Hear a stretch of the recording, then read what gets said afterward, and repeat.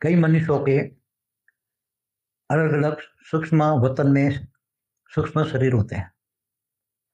तो वास्तव में मनुष्यों को तो ज्ञान नहीं होता है कि मेरा सूक्ष्म शरीर कइयों के उनके साथ भी होता है कि मेरे साथ भी है, ऊपर सूक्ष्म वतन में भी हैं, जैसे दूसरे लोक में भूगोल लोक में भी हैं उनके, कइयों के ऊपर में स्वर्गलोक में भी हैं, महालोक में भी हैं, जो बड़े-बड़े महर्षि वहाँ रहते हैं। उनके आश्रमों में भी उसके सूक्ष्म शरीर होते हैं और यहाँ मनुष्य रूप में भी आते हैं। फिर यहाँ स्थूल आश्रम जो महर्षि लोक हैं, महालोक में जो रहते हैं, स्वर्गलोक से ऊपर, तो इनके आश्रमों में ये पढ़ने जाते हैं। तो जैसे धरती पर अनेक धर्म, मठ, पंथ, संप्रदाय दिखते हैं, ऐसी तरह जो अनेक प्रकार के मनुष्य दिखते हैं, ऐसी तरह उनके सूक्ष्म वतन में उनके सूक्ष्म शरीर भी होते हैं और वही सूक्ष्म शरीर उनको स्थूल वतन में चलाते हैं।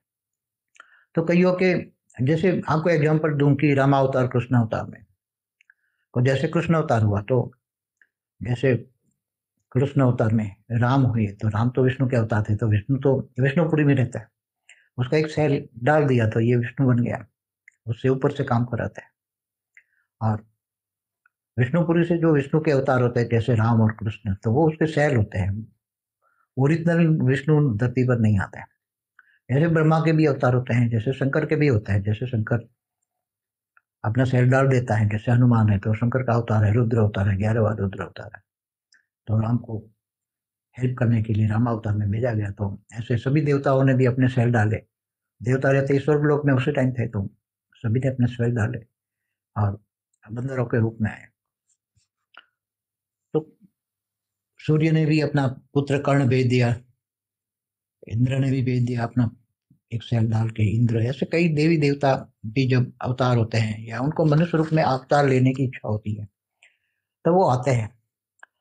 ओरिजिनल रूप में वो कहीं होते हैं, ओरिजिनल रूप में कई लोग तो विष्णुपुरी में भी होते हैं, जैसे कृष्ण अवतार में जो गोपी आई, तो गोपियाँ ओरिजिनल रूप में तो विष्णुपुरी में थे, गोलोक जो विष्णुपुरी में गोलोक है वहाँ है।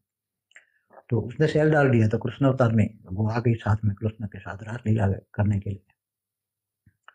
तो सूक्ष्म वतन जो हमारा ब्रह्मांड का 14 लोक है, चाहे असुर है, असुरों के पाताल लोक में भी हैं, वो असुर पाताल लोक में भी हैं, मनुष्य लोक में भी होते हैं।